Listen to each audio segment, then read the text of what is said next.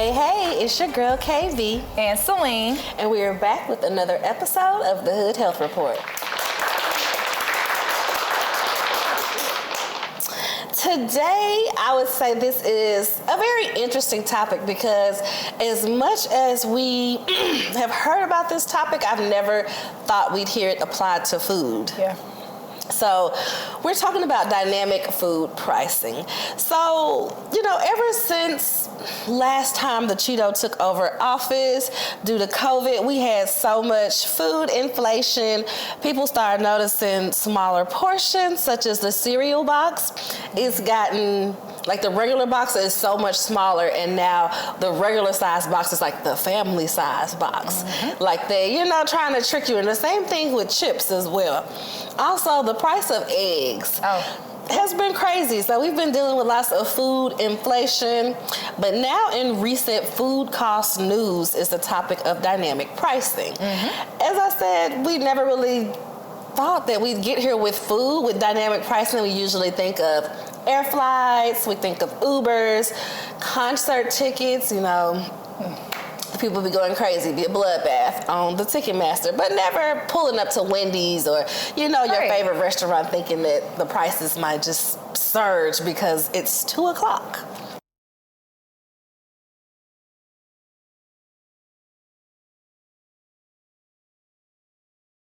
Yeah, so to piggyback, I read an article, it was on Delivered Except USA, and it talked about dynamic pricing for restaurants, the benefits and some of the challenges that you must know. So when you think about dynamic food pricing, do you think there are any benefits? Like, are you aware if you feel like there are any benefits towards the food being priced? When I think of dynamic pricing, I only think of the price going up. Yeah. So in that regards, no. Exactly. So what their idea is for that would be restaurants will be able to adjust prices depending on demand. For example, a restaurant could offer a discount during slow times to draw more people into diners and raise prices during busier periods to maximize profit.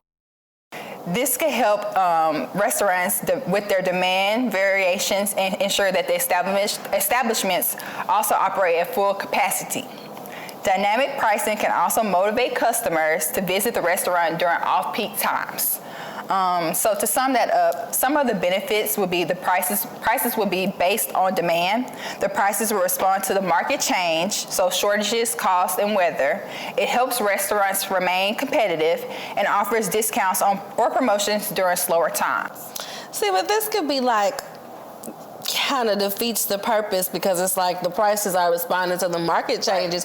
People aren't going to necessarily change what time they, everybody isn't able to change what time they're eating lunch. Right, and I think that's where I have I don't necessarily like it because if you're saying you're going to make it higher during times where I would regularly eat and then make it lower at times where I wouldn't be eating, then that kind of makes me feel like, okay, that's not fair. Kind of like how I feel about Ticketmaster, but that's a whole other story because I'm just a little upset about the Beyonce tickets that I ain't got yet. So that might have to be a topic on right. So I think it just more so makes me feel like, is it really fair to the average person that might have to work a 9 to 5, can't get to a restaurant at 3 p.m. because they have to be at their office. It doesn't give them the benefit of being able to, get this dynamic pricing or whatever the case may be.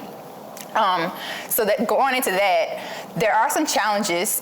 We kind of already started mentioning them.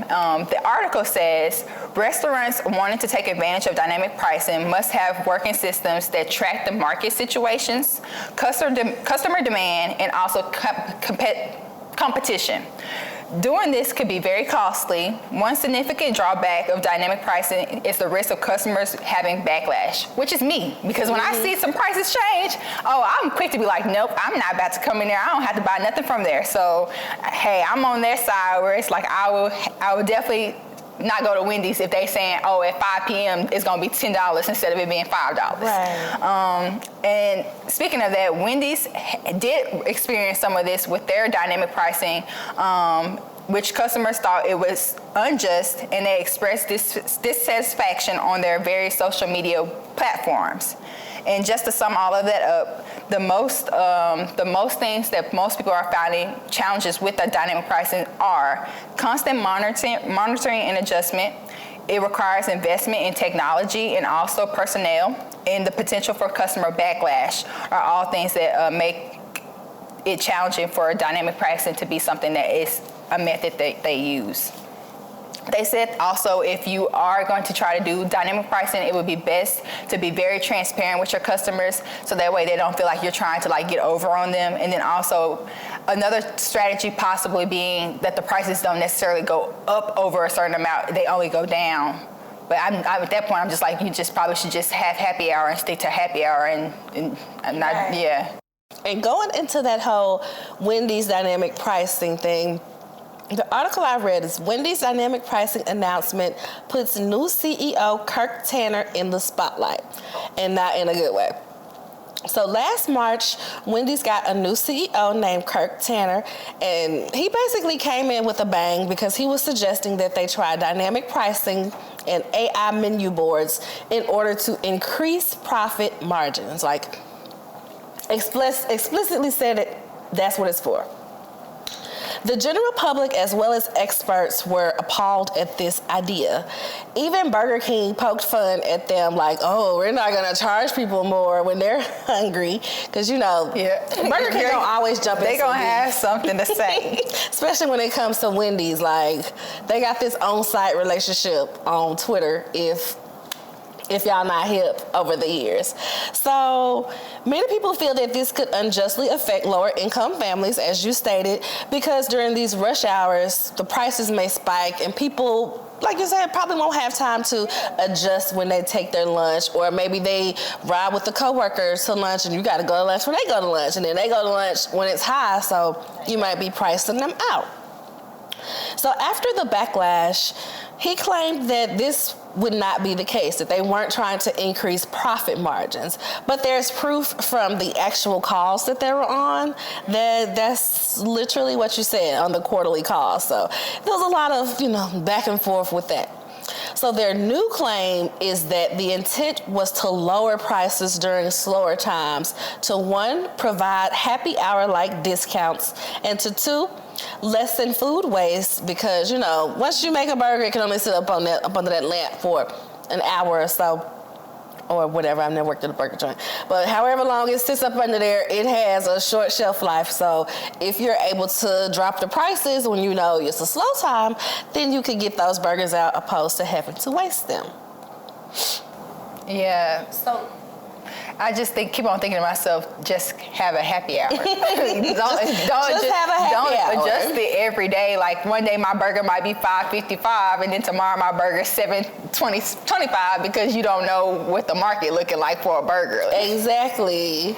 Or just keep the regular specials. Like, right. Wendy's, don't change the price of the 4 for $4 or the $5 biggie bag.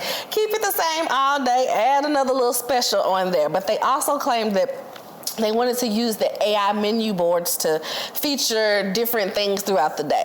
Okay. So that it doesn't have to be like one fixed, here's the breakfast menu, here's the lunch menu. It could have, the specialty burger at the top of the lunch hour, and later on it might have the specialty drinks as the feature item on the board. So that's what they were claiming that they wanted these smart boards for, and not to be able to change the pricing, at the click of a button. But the funny thing about this CEO is he previously worked for Coca-Cola, and apparently he received backlash for attempting dynamic pricings with Coca-Cola back in the 90s. Yeah. So it's like, I guess he thought this is my time. Yeah, you ain't learned nothing. The world is ready now. Everybody's overcharging for everything. Like, you ain't learned. We gotta hop on it. So the next article in regards to Wendy's, specifically with their dynamic pricing, is called Surge Pricing Isn't Coming to a Fast Food Menu Near You. And it's by the Financial Post. I really like this article, and I'm going to have to tap into the Financial Post more, because they truly gave a good overview of it from an economic standpoint, a business perspective, and then still taking into account the consumer and how that may affect us. Because some places they're just going to give like the overview, oh, it could help because this, or it could help because that, but they really dug a little bit deeper. So the Financial Post, they state many reasons why dynamic pricing in fast food restaurants could be a hard selling point versus other companies that may use dynamic pricing. So the first one is higher prices can ration demand. So as with Uber surges, like on New Year's or after a concert or something like that, or different drinking holidays, there'll be a whole lot of more people looking for Ubers. Therefore, the price will triple, quadruple. It just is insane. That's because, now it weeds out those who can't pay for it, and now only the people that are willing and able to pay for it can access those limited number of rides. They also stated, like I said, they take it from the consumer standpoint, this may irk. And I was like, they used the word irk. That was different to see in a professional article as such, but they said that this may irk the customers and could have a negative effect and people taking their business elsewhere, because it's been times where we've been out of town and we just don't use Ubers because it's cheaper to use a taxi. Right, I'm the same way. Like, taxis used to be, okay, the Uber's cheaper than the taxis, but if it's for an event or something, you might just be better off taking that taxi. Same with Airbnb and hotels. Like, it goes interchangeable now because, you thought you were getting better deals, but now it depends on where you're at, what's going on. And side note with that, those back and forth commercials with Airbnb and the different hotels be cracking me up. Yeah. They be at it just as bad as Burger King. No, for sure. Companies beefing is something that, like, I never really thought I would see as a child, but they're on it. It's funny to see how they go at it. So the second reason is the surge pricing can support demand management. This one was a bit triggering for me. So the example that they used was energy grids. So when there's more of a demand for energy, they have to take the price up. And I said, okay, like with this, winter, everybody's turning on their heat. My MLGW bill goes from $170 to like $530 in the winter. And this article is explaining it as, that's a way where it helps to balance the grid as far as the usage and things, so that we don't just have the grid blow up. At first, I was just kind of like, okay. And then I thought about Texas and how terrible their power grid was, and I was like, well, maybe there is something to this. Maybe there is. Gonna have to dig a little deeper. Might have to be an episode about that. Third, they list that surge pricing can increase income or volume for said workers. But we all know that sometimes it's not passed on to the workers. Yeah, especially with restaurants that like they are already paid underneath that lower bracket, and then it usually comes from tips. So it's like if they're getting tipped by a card or even gratuity, it's not going to be much of a change as far as their pay unless the company is willing to give them extra pay.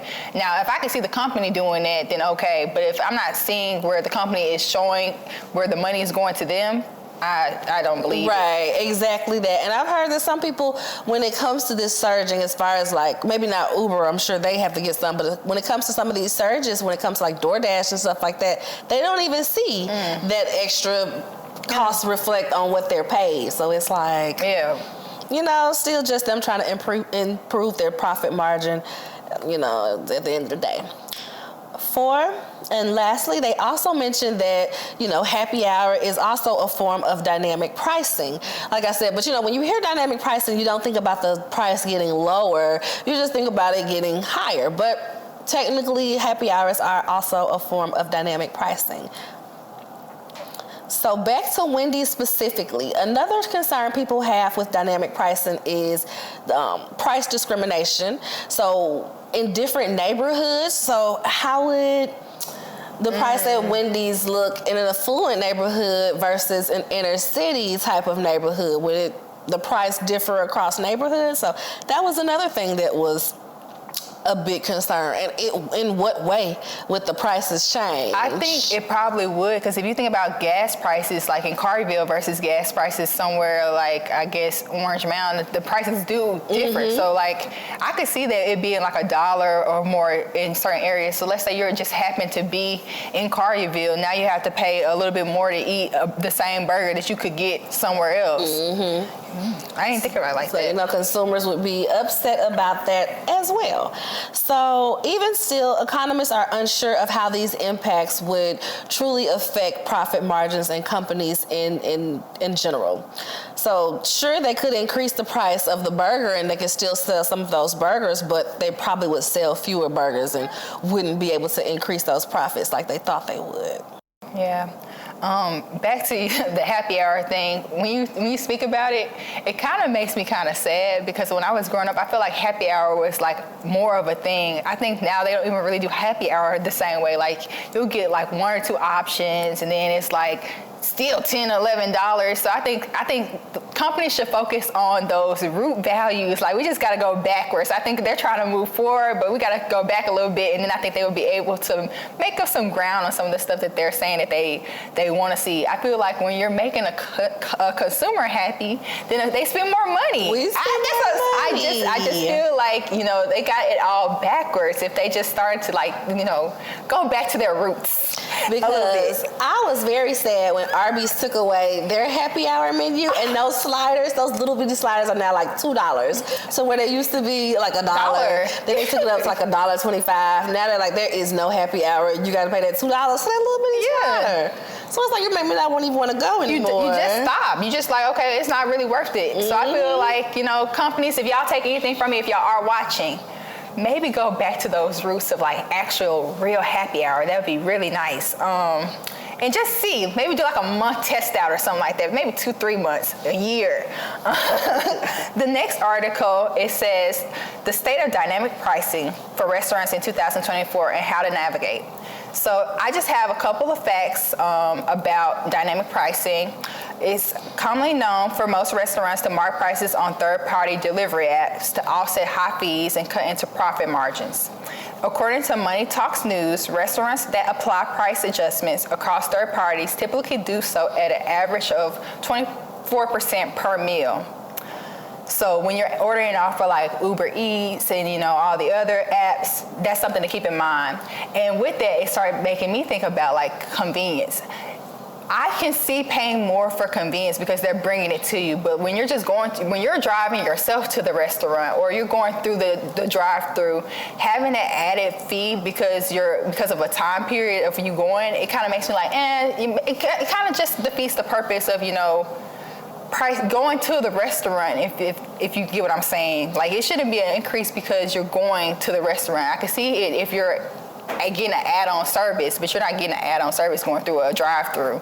I don't even agree with the add-on prices on like the DoorDash and the Uber Eats, because it's one thing for the app to have their fees and their charges and stuff, but to see like the actual food item price difference that's in DoorDash or Uber Eats versus when you drive through and see it, it's like, it's $3 more for a burger, not even a combo, a burger. You see, when you say it like that, I agree. But you see, I don't even use it. I'm cheap. I'm not gonna lie to you. When I start seeing prices change, I'm not about to do all that. So I don't even use Uber Eats or none of that stuff. So I think, now that you say it like that, I would be a little bit more hesitant too, because I think about like services that you get. So like when you go to a hair salon or something like that, when they ask for tips and stuff like that, they price it at the price that they want it to be, and then anything else is extra. I don't like the fact of them saying, okay, well, because we want to, we're gonna add this fee and this fee, and they can make up some of the fees. Oh my gosh, getting your hair done these days that's the surge pricing. That's the episode we really need to talk about when it comes to surge pricing,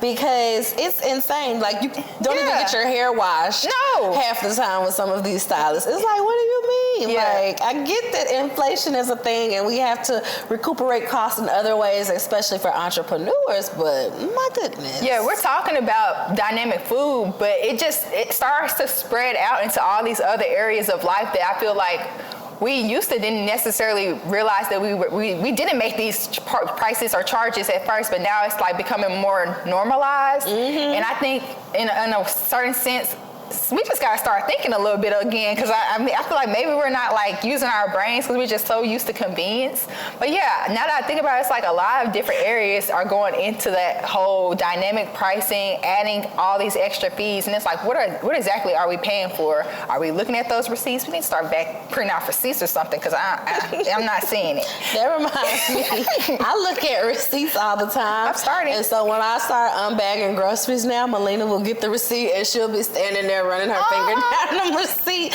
like she's really checking for prices and stuff. Yeah, I've actually started looking at my receipts more often because I'm trying to understand, because maybe I wasn't doing a good job. But we'll see. The next point says there have been some backlashes in California. Notable chains like Burger King, Chipotle, Taco Bell, Wendy's have adjusted their pricing strategies. For instance, after the wage increase, Chipotle announced that a 7.5 price hike, while Wendy's increased its prices by 8% in the state, and Taco Bell raised its menu prices by 3%. When the new wage laws went into effect, the new wage workers are now being paid $20. And with this, it still doesn't offset enough for me. Like, so of course they're increasing the prices, and because they're saying they're having to increase the way people are getting paid.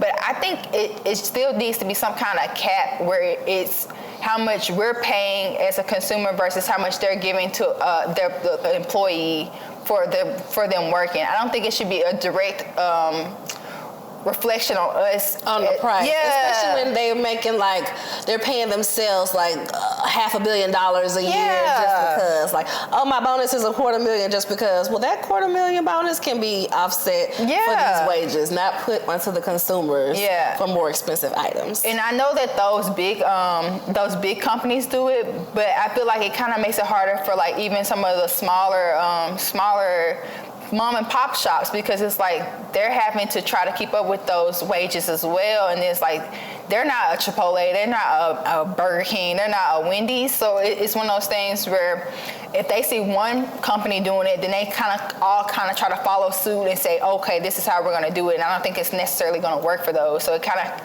hurts the communities all in all, I feel like. The next point says dynamic pricing does not always mean increasing prices. It often means adjusting prices to be lower or more attractive to consumers during peak off hours in an effort to increase traffic during otherwise slow times. I want to believe this, but I don't, because that's just not what they're really doing. I feel like that's what they're saying in order to make it sound good, but at the end of the day, dynamic pricing it's for demand. Mm-hmm. So it's like if they can make extra money by charging people more from 6 to 8 p.m. because they know that's the time where most people are going to a restaurant because they got to feed their kids, then they're going to have it a little bit higher then. And then when somebody isn't able to go to a restaurant, it's still going to be high price, but I just feel like it's going to be lower. But it's not like it's like a big jump or change in price.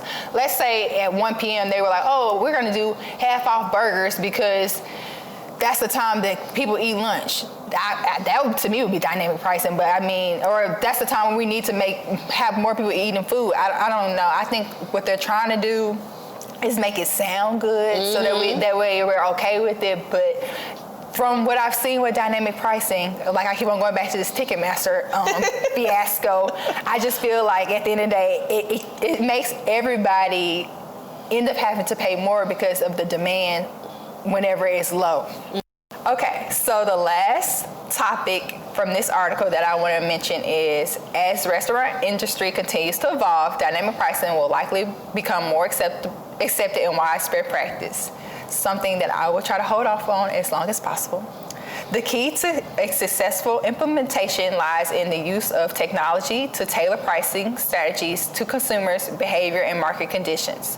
For example, considering this approach, partnering with technology provides Lunchbox can equip them to navigate the complexities of dynamic pricing effectively, ensuring both profitability and consumer loyalty.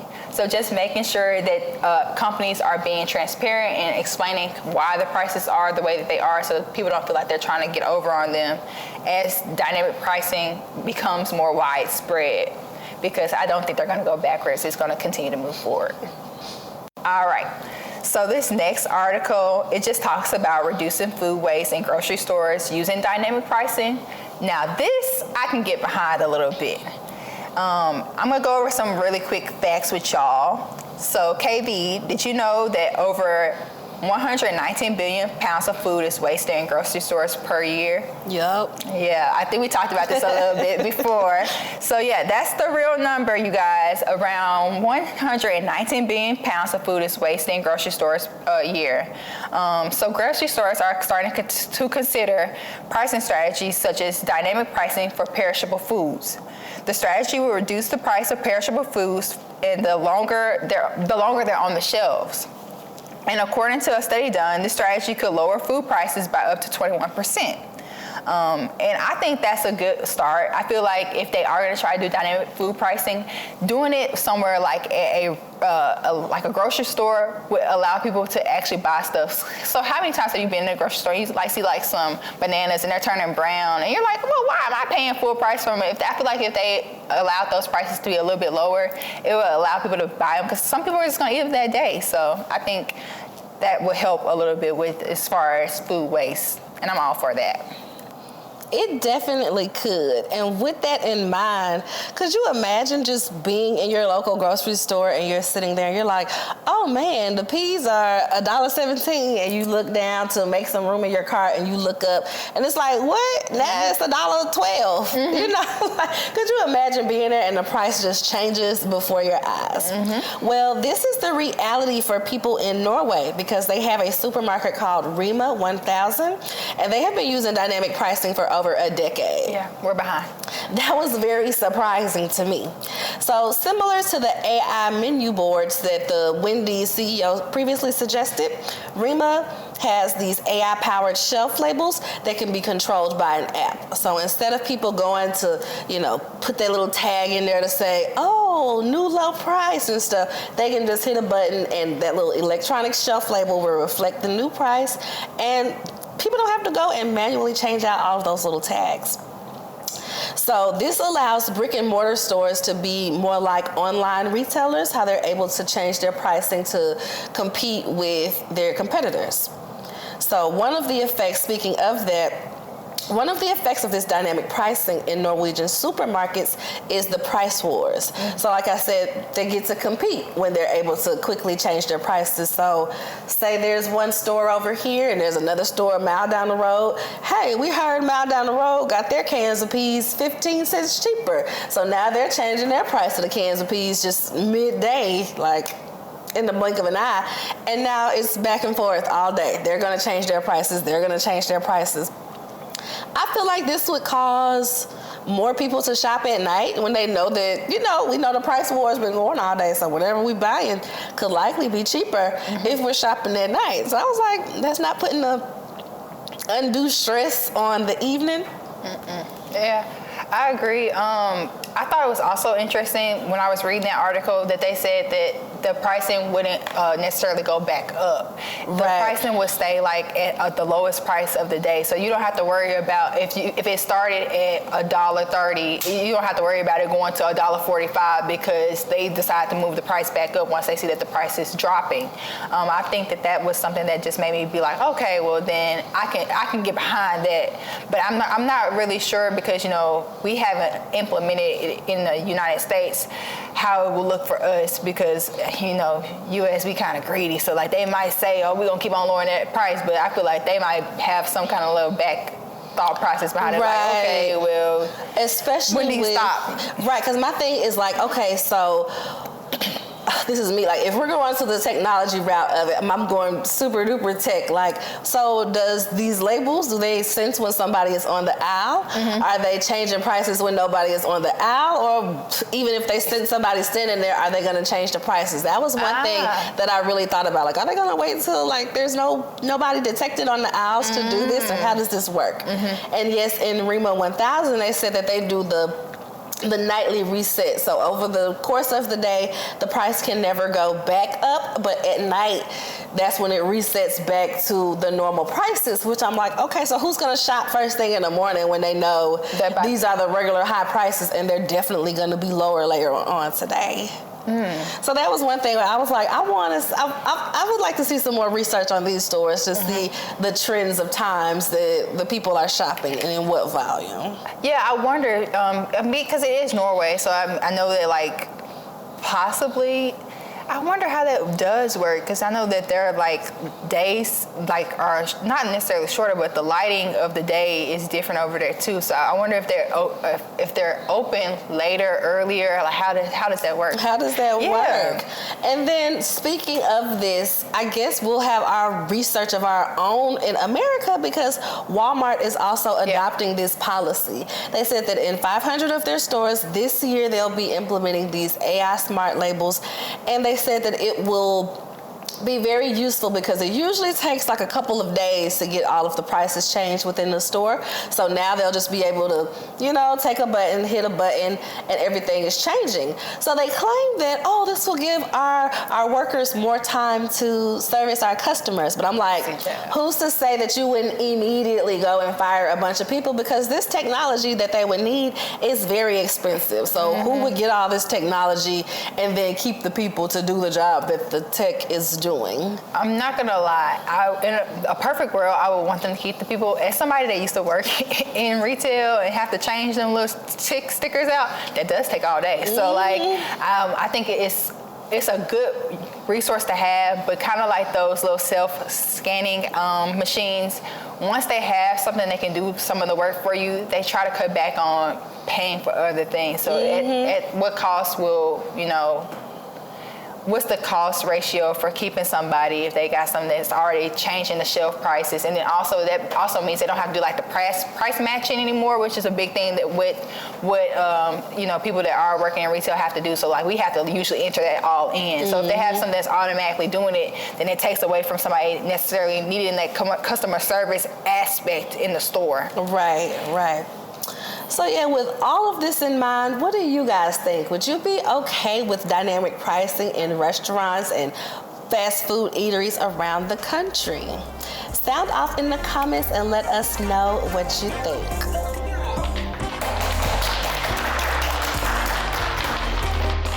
This is a wrap for this episode. I hope y'all enjoyed it. You can follow us on Instagram, which is Hood Health Report, as well as Facebook and Twitter, Hood Health Pod. We also have a TikTok page now, Hood Health Report. Follow us there. Yeah. Don't forget to subscribe to the YouTube channel. All of the links will be in the descriptions and the bios for you to click on easily. Tap, like, comment, do it all. Subscribe, all of the things. Share it with a friend. Yes. Share it on your social media. If you have a TikTok, make a little video, send it. Let us know you're out there watching, guys. All right, that's it for this episode. Bye.